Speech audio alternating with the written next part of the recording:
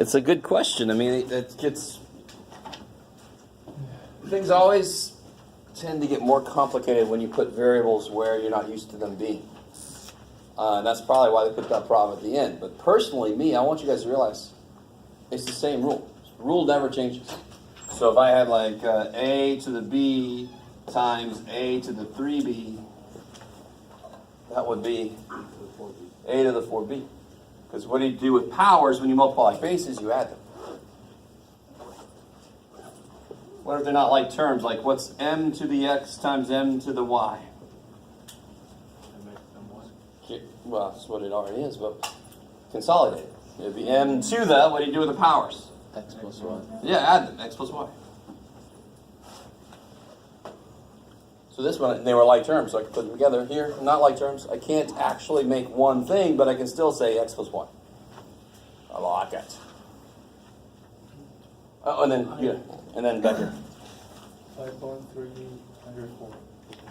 5.3 number 104. 104. I like it. This one is the use a graphing calculator one, so let's see.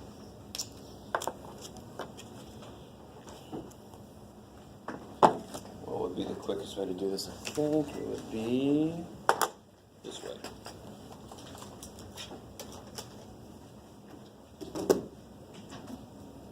All right, let's let that warm up. Jesus, and then I'll come back when this is warmed up. Number 50, 5.2.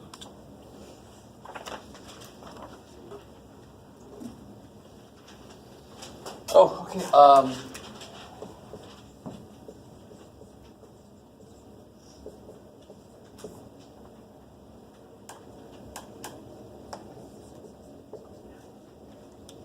Okay, so what would you do?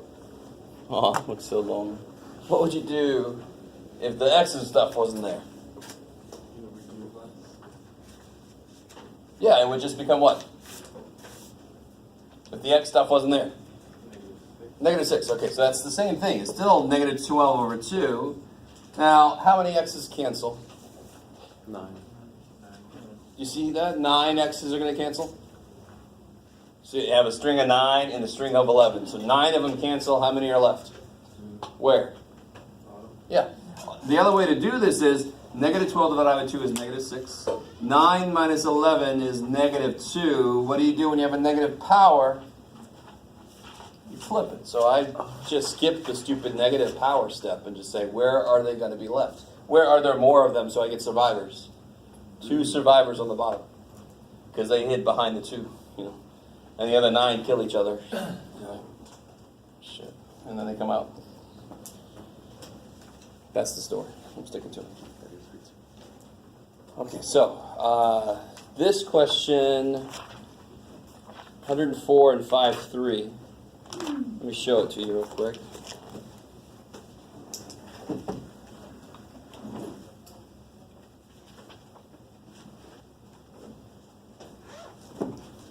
So I need to graph this function, and they give me the window to graph it in.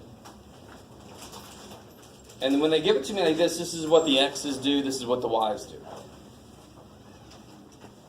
So, let me cover up some answer there. And what else are they telling me? Well, it doesn't matter. Okay. What button do I push to be able to graph something? Who remembers? Y equals. I have to first tell the calculator what it is I want to do. There's some stuff we did earlier this semester. Clear. Okay. Oh. Okay. There you go. So if I put in here negative x to the 4th plus 2x cubed minus 10. Now here's the one, I don't know if we did much with this directly, but there's the window button. Okay, so if I hit window, I can control what I see on the screen. So normally, it starts off negative 10 to 10 on the x-axis, negative 10 to 10 on the y-axis. You guys see that? Where it says x min. Negative 10. That's the furthest down I could see on the x-axis. Furthest up would be 10. Same thing on the y-axis. Minimum is negative 10, maximum is 10. They're telling me to change that to be negative 5 to 5 on the x-axis. So now it's negative 5 to 5. And negative 30 to 10 on the y-axis. And they also tell me y scale is 5. It's kind of like when you pick a tick marks to be 2, 4, 6 or 3, 6, 9. They're saying to pick 5s. Y scale is 5. So it's that window button where you can control those kind of things. You hit that window button, you get this. You can control where your x-axis starts and stops, where your y-axis starts and stops, the tick marks you put on them. So let's see what happens if I just hit graph. There he is.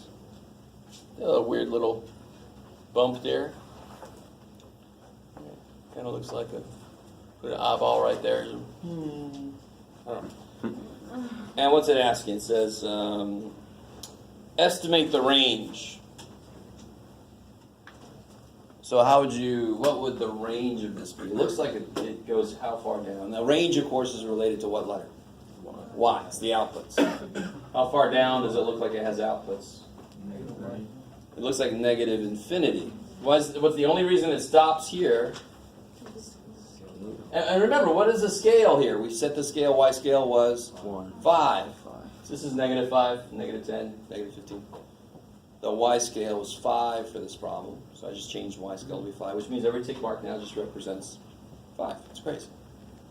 So it goes from negative infinity up to what? This is where the estimate part comes in. Negative 5, negative 10. It looks like it goes a little above negative 10, so what would you say? Maybe like negative 7, negative 8, something like that. Okay.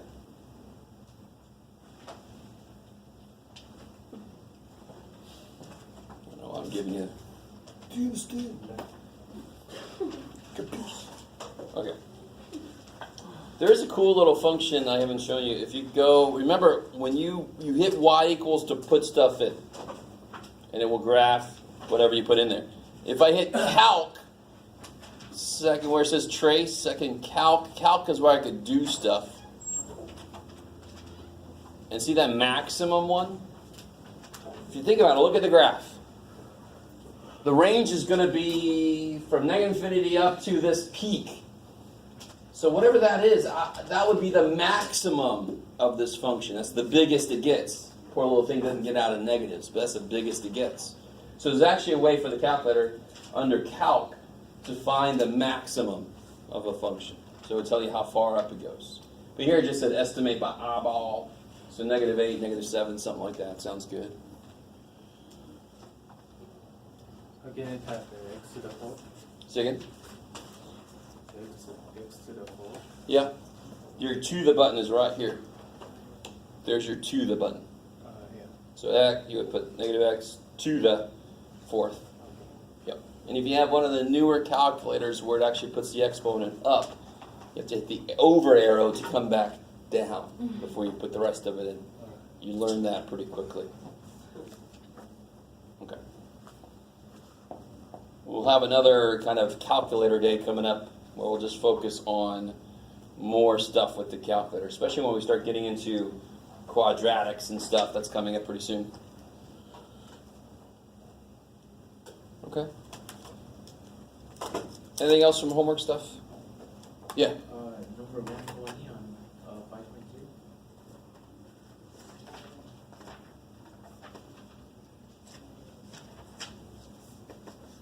120. Yeah, this is this long. Okay. 1 gigabyte is 1 billion bytes of information. A terabyte is 1,000 gigabytes. Yeah. Intel Corporation has developed silicon, blah, blah, blah, blah, blah, blah, blah, blah, blah, blah, blah. Let's see. How long would it take to copy the Library of Congress using these connections? Okay. So they can use lasers to move data.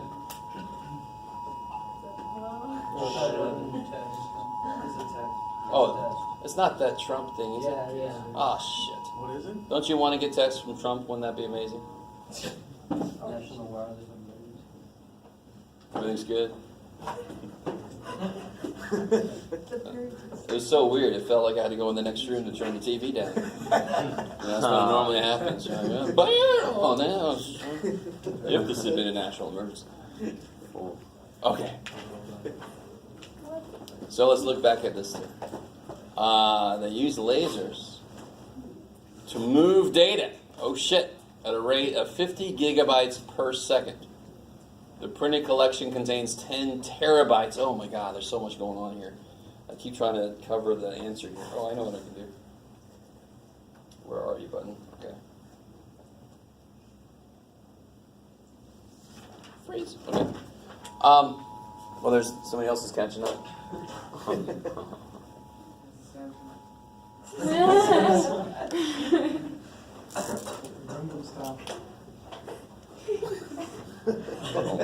Is that still around? So let's see. Gigabyte, don't worry about that first piece. A terabyte is 1,000 gigabytes. Let's see. They can move 50 gigabytes, gigabytes per second. The printed collection of the U.S. Library of Congress contains 10 terabytes of information. You guys should know gigabytes when you have, like, you sign up for a certain data plan, right? No? Yes? Mm-hmm. Your data plan is the medium is 4 gigabytes. And you get unlimited for only $100 or whatever. Contains 10. Okay, so the whole thing is I got to move 10 terabytes. How many gigabytes is 10 terabytes? Oh shit. 1 terabyte is 1,000 gigabytes. So 10 terabytes would be 10,000. Right? Because 2 terabytes would be 2,000. 3 terabytes would be 3,000. 4 terabytes. So 10 terabytes would be 10,000 gigabytes. Let me just do this. And they can move 50 gigabytes per second. So how long would it take to move 10,000 gigabytes is what they're asking. So let me ask you this. If you're going 80 miles an hour, right? If you're going 80 miles an hour and you want to go 40 miles, how long will it take you to do that? Yeah, half an hour. So that's 40 divided by 80. So here, this is my rate. This is the amount. And the formula is amount equals rate times time. So when I'm moving in a car, the amount is miles, the amount of distance. Here, it's the amount of data, gigabytes of data. So they're asking me, how long will it take? So how do I solve for t in this equation? How do I solve for t? How do I solve for t? Divide by t. No, I want to get t by itself. By r. Divide by r. So if I take the amount divided by the rate, if I do gigabytes divided by gigabytes, they cancel. And then the per second becomes seconds on the top now. I'll get the number of seconds it takes. That one's a good problem on several levels. I like it. You guys know, yeah. Yes? Can you write 1 terabyte? Can you say that it's 1 to 10 to the third time? Yeah, if you take it all the way down to bytes. To be really honest, nowhere in here does it say I have to, so I would not. Because they can move it, they can move so many gigabytes per second. I don't need to go all the way down to bytes. You could say a terabyte is 1 times 10 to the what? Change this to scientific notation. Yeah, 10 to the third. And I know it's in the section with scientific notation, but dear God, there's no reason to go all the way down to bytes, right? If I was saying I'm going 80 miles an hour, I got to go 40 miles. Let me convert those to inches. It's like, why? Everything's in miles. So here, everything's in gigabytes. I wouldn't say, I think they wanted you to, but screw them. They didn't say to do that, right? Everything's in gigabytes. I'm going to stop at giga. I'm not going to go million bytes. No, billion bytes. Holy shit. I'm not going to do that to myself. No need. So it really is just dividing the amount you want to move divided by the rate. Amount divided by rate will always give you time.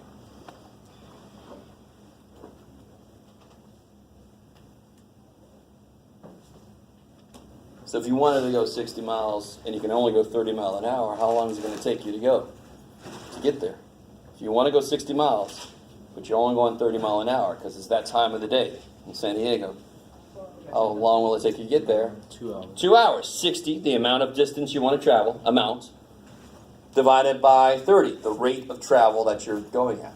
Right? So amount divided by rate will give you time, how much time it will take to do that. That's at the heart of this problem, really, is what do I do with these numbers? I divide them. Okay, that was freaky. Anything else from homework? Freaky, not freaky, I'll take either way. Okay. Don't forget, I put this up here. I don't think I said this out loud at the moment. I said this yesterday, but we're going to have another quiz tomorrow.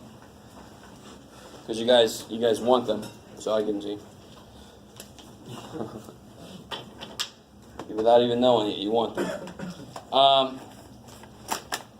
Where'd you go on the black pen? Oh. So if there's no other questions from homework, we're going to get back to where we stopped last time. We were sort of bouncing around a little bit in the green book. Let's kind of stop bouncing. Let's go back. Oh, let me unfreeze my finger. Oops, sorry.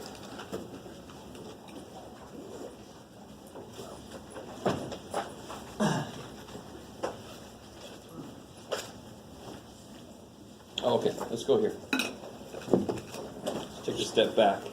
There's 5, 5. 5, 4 was all about adding, subtracting polynomials, which is just like terms problems, right? The one thing to be careful about with 5, 4 was if there's a minus in the middle, you better distribute that sucker, because that's what happens.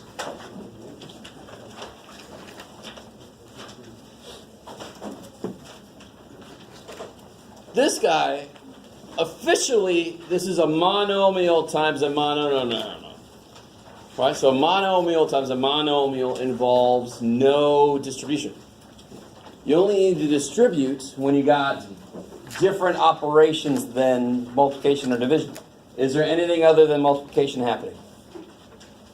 Anything other than multiplication? No. The minute I get stuff like this, that's where distribution comes in. So this one, we've seen this kind of problem before. What's lovely about this problem, that's a word I haven't used. What's lovely about this problem is you're not going to see any negative powers in this chapter for this kind of problem. And when you're dealing with polynomials, why? What's a polynomial supposed to be? It can't have anything that's what? What kind of powers does it have to have? Whole numbers. So when they're multiplying polynomials, nobody can have negative powers. Does that make sense? Because if I'm dealing with polynomials, they can't have negative powers. That's the deal. So how does this problem work? We've done this kind of problem before. What do I do with this problem? You add. Start with the numbers. 10 times 5? 50. Oh, poor little. There you are. And then what do I do with p squared times p cubed? Add the powers p to the 5th. I love it. All right, do that one.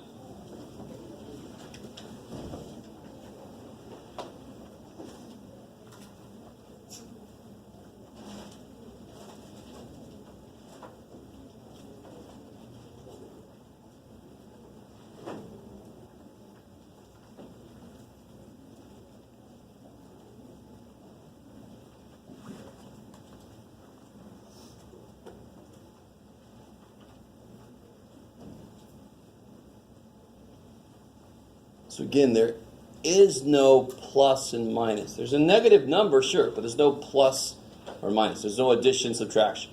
So I just multiply what I can. I can multiply 3 times negative 2. Negative 6. X times x to the 4th. X to the 5th. Y cubed times y squared. Y to the 5th. I love it. Don't make more of that than it is. You're just consolidating the numbers and the letters. Yes? So you just added them? Added the powers? Yeah. Definitely, right? That's not coefficients? Are they called coefficients? The numbers up here? Yeah.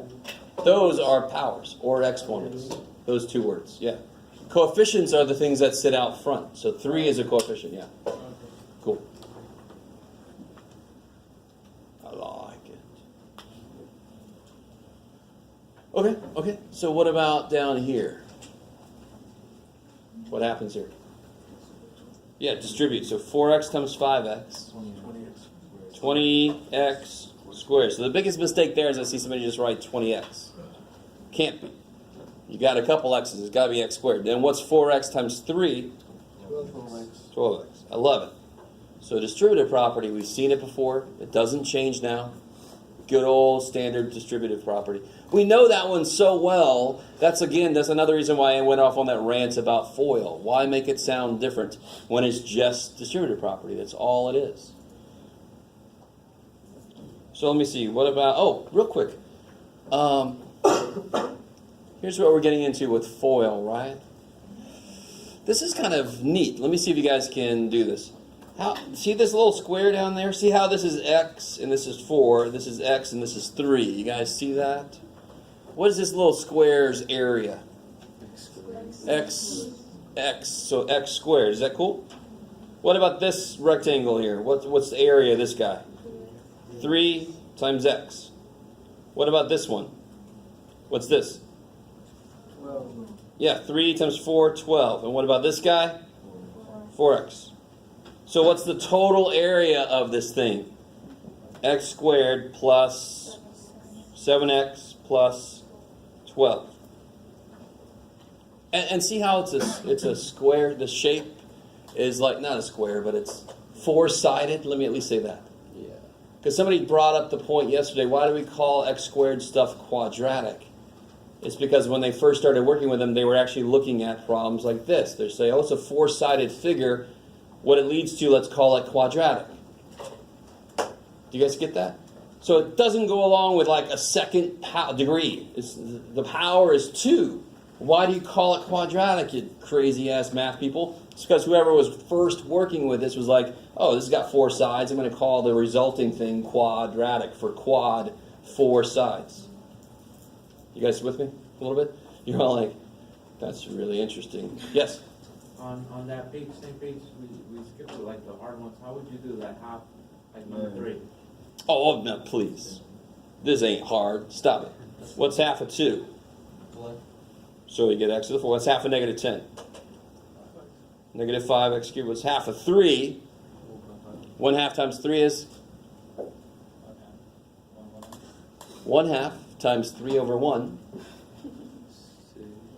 Stop it. It's not 2 times 3. It's 1/2 times 3 over 1. 3 over 2. Don't give me no 1.5. 1/2 of 2 is?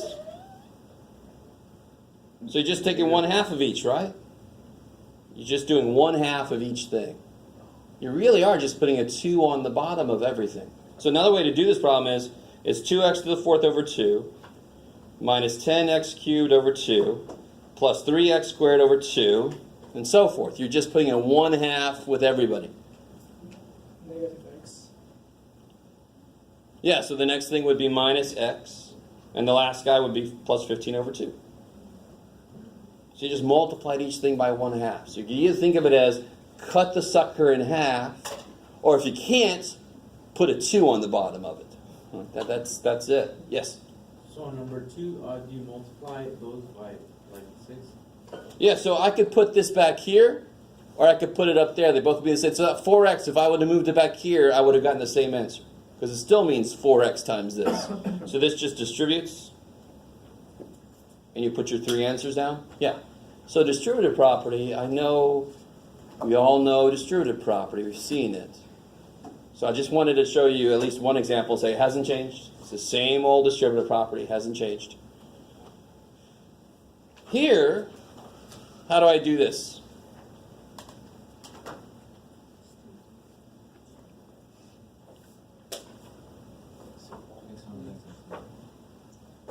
Say again? All right, now watch. Let me show you why this works, because I think last time we talked about what we do. Well, let me show you if I can find some paper. Here we go. Perfect. So right down here, watch. So we got x plus 3, x plus 4. Now help me out. What if it would have been a times x plus 4? How would that work? It would be ax plus 4a, right? Okay, so look, that's a. Do you see that? That is now a. Don't do this way. But I will show you why FOIL works. Take this whole damn thing, multiply it by x. So there's x times that whole damn thing. Is that cool? Just like a times x and a times 4. This times x and this times 4. Let me stop there for a second. All I did was, what's in front of the x plus 4? X plus 3. So take the x plus 3 and distribute it. I know, every time I do this kind of thing, somebody's like there, why did you just FOIL the damn thing? What's he doing this shit for? No, I'm trying to show you why FOIL works, right? How are we doing? You guys all right? Tell me. I mean, so here, does this make sense? A times x. Okay, so whatever is in front of x plus 4, I'm going to multiply it by each piece, right? So what's in front of x plus 4? X plus 3. I'm going to multiply that by x. Pow! Multiply that by 4. Pow. Ben. I understand like what you're doing, and I totally like get how it works. It just seems like overly complicated, so I prefer just to FOIL it. No. Again, do I ever want you doing this weird ass shit right now? Do I ever want you doing this? No. If you want to, you can. I would never do this weird shit myself. No. But this explains why the way we do it works, right? It's one thing for somebody just to say, yeah, you multiply the f first and then you out. No. Don't just give me letters and make a word. No, tell me why it works based on things I know. We all know distributive property. Here's why it works based on that. We know it. We trust it. We know it works. That to both. Now what happens here? Yeah, x squared. But do you see how x got a turn to go to both of these, right? Actually, let me look at it this way. X got a turn to go both of these. Then 4 got a turn to go to both of those. That leads to that shortcut. Everybody in the first guy gets a turn to go through, gets a turn to distribute. Why? Because that's how it would work if I did it like this, which is really the full way out. X squared plus 3x plus 4x plus 12. So how do I really do it? Don't do it this way. How do we really do it? X gets a turn. X times x, x squared. X times 4, 4x.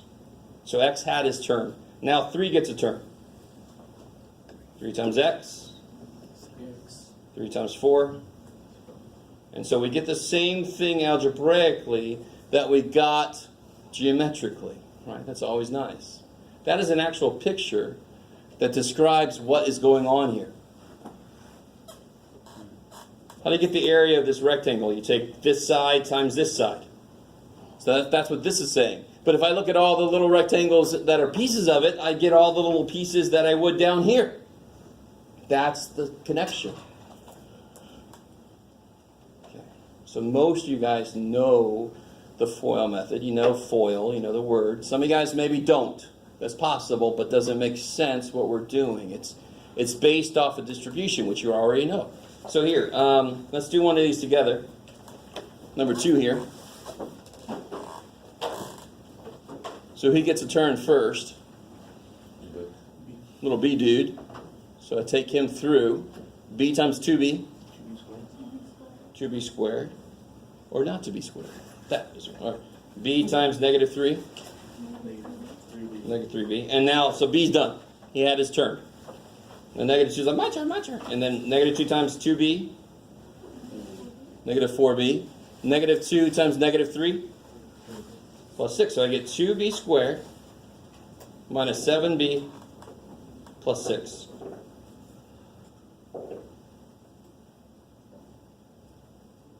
All right, you guys try number 3. Let me leave that over there for a second. Try number 3 on that page.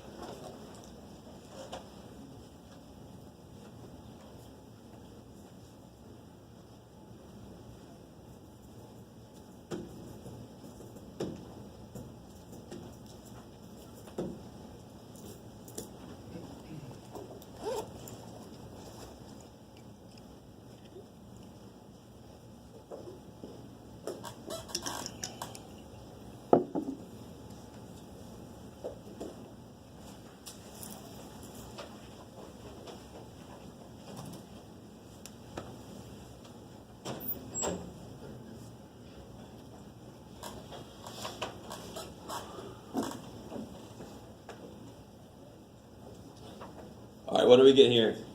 4r gets a term. What's 4r times 3r? 12r squared. And then 4r times negative 2? Negative 8r. And then now 1 gets his turn. 1 times 3r? 1 times negative 2? It's always cool when there's a 1 in something, because then this guy just gets repeated, see? Because 1 times him is him. And now you put any like terms together. You start to think that every time the middle two will be like terms, but that's not true. Just be careful. But here they are. So I get 12r squared minus 5r minus 2. Chapter 6 is going to deal with starting here and working back to there. That will be more difficult, of course. It's always more difficult to factor. So you could sit down and you could do 12 times 28. But if I gave you that number and said factor this, you'd be like, oh, shit. All right. So it's going to, factoring is a little more complicated because it's going backwards. Don't worry about it yet. We're not there. Let me see. Anything else interesting? These two are kind of interesting. Do 5 and 6.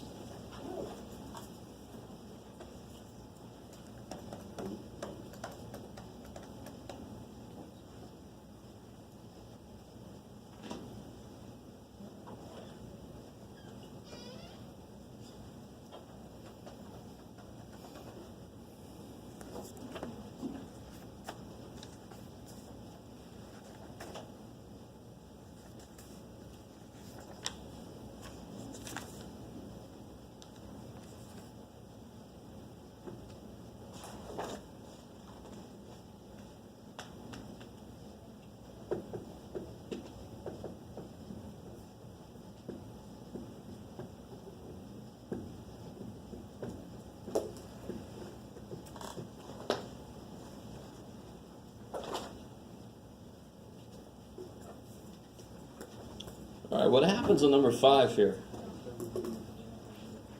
We get x squared, x times negative y, negative xy. So x got his turn, now y goes through, y times x, and then y times negative y. And what happens? These cancel. Some of you guys might realize that's called a difference of squares. Yes, ma'am? Why is it x, y, not y? It is. It is. We just put it in alphabetical order so it's easier to see like terms. So is xy and yx, are they like terms? Yes, because they both have one x and one y. It's just easier to see if you put them in alphabetical. Yeah. I remember it was my second year teaching. I'll never forget this girl. She did not believe me that xy and yx were the same. I just could not convince her. These are the same. It's like saying 4 times 3 is not the same as 3 times 4. Yes, it is. Right? You guys, everybody with me on that? Yeah. And we're going to have a repeat? It was my second year. I'm like, what am I going to do? I don't have no idea what to do. All right. Now I'm just like, well, let's deal with it. All right. What about 6? Can I just square each piece? What are exponents based on? Groups. What are exponents based on? What operation? Multiplication. So they will work really easily when there's only multiplication or division involved. Is that all we have involved? Ah, shit. So I can't just square each piece. That doesn't make sense. Right? If I put some numbers in, you'll see what I mean. Watch. What is 1 squared? 1. Ooh, that's amazing. So anything that is 1, when I square it, I better get 1. So isn't 7 minus 6 1? So when I square it, I should get 1. So if you distribute the 2, what do you get? You get 49 minus 36. Get freaking teen. So that, no. Now here, dear God, don't foil this shit. Do 7 minus 6 is 1. 1 squared is 1. But you can see that trying to distribute the power totally screws it up. I cannot. Exponents are not based on subtraction, so they do not work well with subtraction. So what do I do with this shit then? Can you do the inside first? What's 2t minus 5? I don't know. Shit. So what's the right way to do? What does square mean? It means write that thing twice. There you go. That's how you have to do this.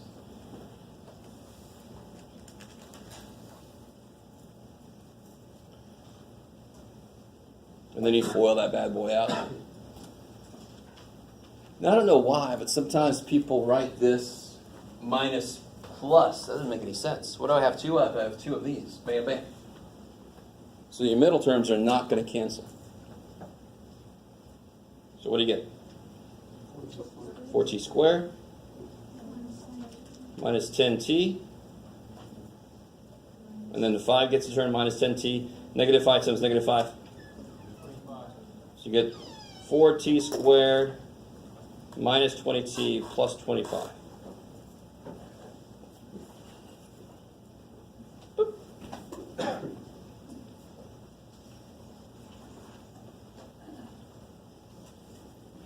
really want that to make sense.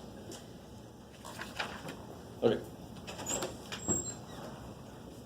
Let me see if I can do one thing with you guys. Let me kill this guy. What if t was 3? What's 2t minus 5 squared? How do you do that? If t is 3, what do you do with this problem?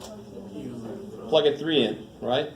So that'll be 2 times 3 is 6 minus 5 squared. 1 squared is 1. Yay! So whatever I claim this to equal, when I put a 3 in, the answer better be flipping 1. So what do I claim that this equals? I claim it equals this. So let's make t 3. What if t is 3? What do I get? I get 4 times, what's 3 squared? 9. Minus 20 times 3. Right? I'm going to put a 3 in for t. 20 times 3 plus 25. So I get 36 minus 60 plus 25. 36 and 25 is 61 minus 60. Finally is 1. Right? That is actually a valid way to check your work when you multiply 2 things out. Whatever the first thing is at 3 or 4 or whatever you picked, your result better have the same value because you're saying they are the same thing. I am saying that this is this, so they better do the exact same thing. Does that make sense? A little bit? Tiny little bit? Not at all? Shit. Do you have to actually understand anything I just said there at the end? No. I'm just giving you a little extra stuff. Oh, let's do this. Here's where FOIL suddenly goes to shit. FOIL wouldn't know what to do with this. So that's why, again, that's why I wish they would just teach repeated distribution. Then it doesn't matter how big anybody is. Go ahead and do number 1. We did number 2 last time. Do number 1.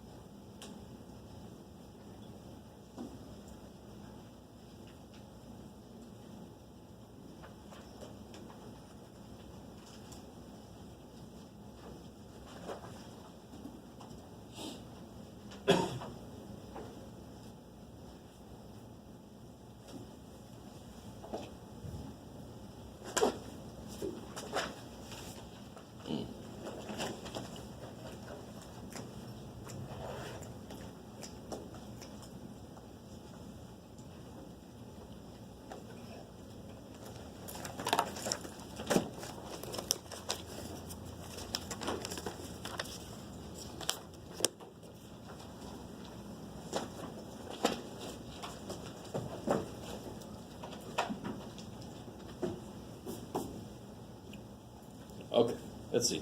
So 2x gets his turn first. So what is 2x times x squared?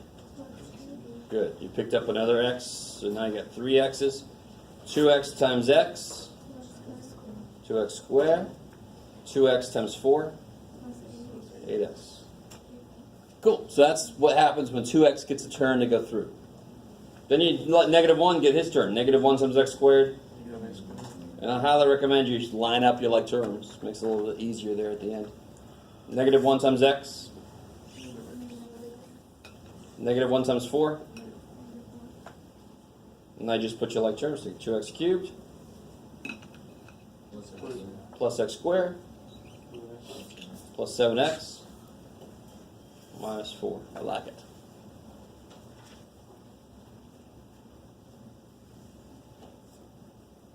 Okay. All right. I don't like this problem. Go away. Oh, now this. Let me talk about this for a second. Here. Let's see. Let's do this together because this could be slightly freaky. You should be able to do this though. All 3 of these problems. 5, 6 to me. Let me do these. Let me give you the point of 5, 6. And then I'll tell you why 5, 6 is silly. And you're like, why don't you start with that one? No. Stay with me. What do you get when you multiply? We saw an example like this earlier. We should kind of know what's going to happen here. But a times a times b, negative b. Negative ab. Then b gets a turn. B times a, ab. B times negative b. Negative b squared. So I get a squared minus b squared. Now that one is probably the most useful of the 3 because I can sort of ignore this the more comfortable you are, when you really are sure when you can do this. So for example, on the previous page, when I see this, I can ignore the middle terms because I know they're going to die. Because the exact same thing with a different sign in the middle. So I could just do y squared minus 16. That is the one time you can do that, because what would the middle term be? It would be negative 4y plus 4y. They die. That is the only one of these that I really would say you can memorize. But then people start doing this everywhere. Be careful. You can only do it when they're the same things, different signs in the middle.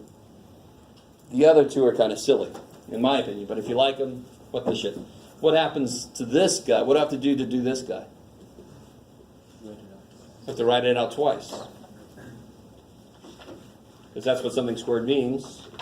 So then I get a squared plus ab plus ab plus b squared. So I get a squared plus 2ab plus b squared. So they're claiming in 5, 6 that it's a good idea to memorize this. I'm saying that's bullshit. Now, it's up to you. You can do it. I've seen students that like to memorize this stuff, and I've seen students that don't. Why do I not have to memorize this? Why do I not even have to really memorize this? Because the process doesn't change. How would you do this one? What do you do? Would you rather write it out twice and just start multiplying, or do you want to memorize this form and put shit into this form? It's up to you. I kind of have a bias, obviously. Personally, I would just multiply this sucker out. I don't want to memorize too much shit. Students already think math is just memorization, and that's not true. So just write this sucker out twice. And then you only have to memorize repeated distribution. Right now you would just do 4m squared. But you can see why they got that 2ab, because you'll get 14m plus another 14m. So you just get double what one of them gives you. That's what it's trying to say. But there's really no, it's not so useful to memorize. It's kind of silly. So I get 4m squared. Plus 14 is plus 28m plus 49. You'll still get to the same place. You'll still get there just as quick. Okay, all right, so foiling is really just repeated distribution, and then you gather up any like terms you've got. And like that one right there, it's 28, 28m. It's not n squared because it was 14m plus 14m. If I have 14 m's, and somebody else brings another 14 m's, what do I have 28 of? M's. Exponents will only change when you multiply or divide because exponents are based on multiplication division. I like it.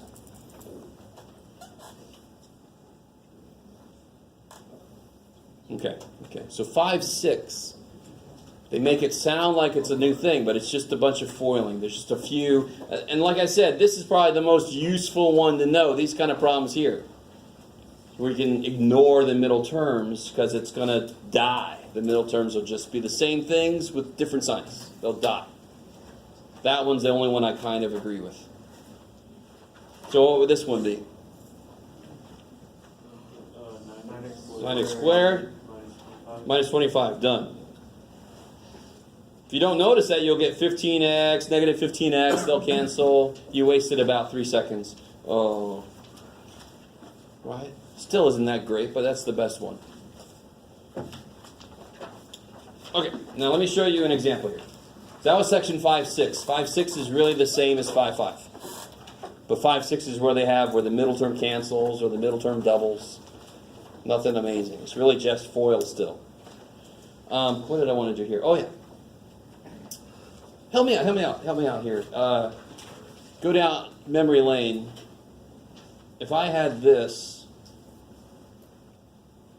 and I had to solve it for y, it's a line, right? So what am I going to want to know when I solve for y? I want to be able to see the slope and the y-intercept. So if I then divide by 3, why is that silly?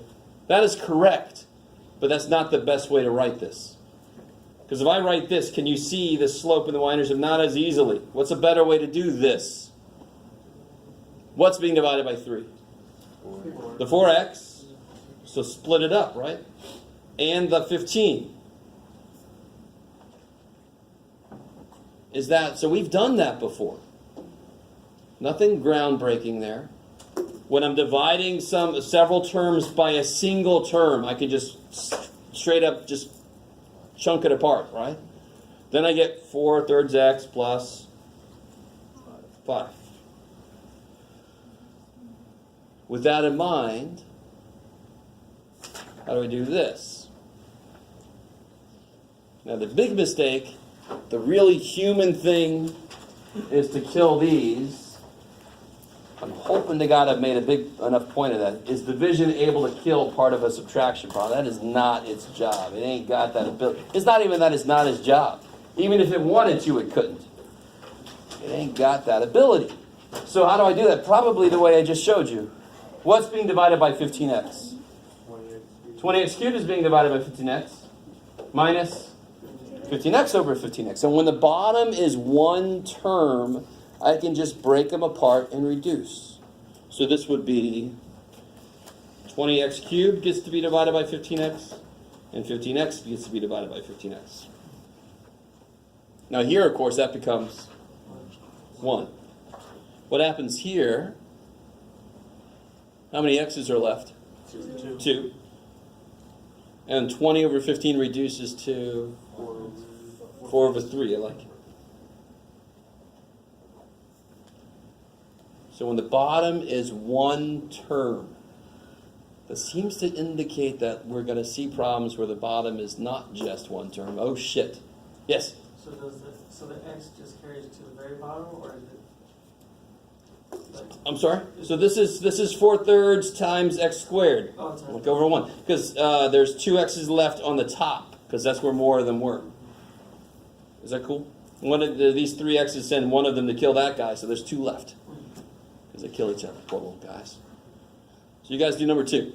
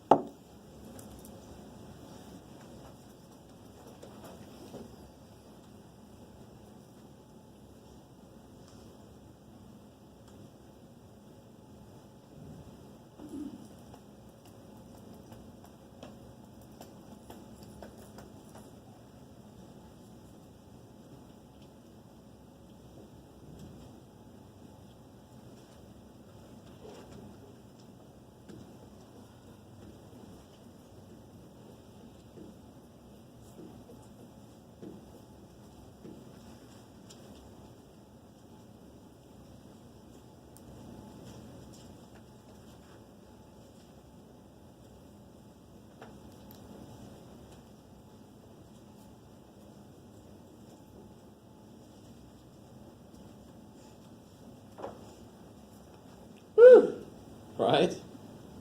First step sort of sucks. Takes a while to write out, but then you just start kill stuff. Negative 8 divided by 2. How many k's are left? I like it. 12 divided by 2. 6. How many k's are left? K squared. 2 divided by 2. And how many k's are left? 1k. Here, the k's kill each other. So I'm just left with 7/2. Even those of you that hate fractions, you can't hate this because you ain't got to do anything with it. And then this guy stays the same. Nothing cancels. So it's still plus 3 over 2k. Chua.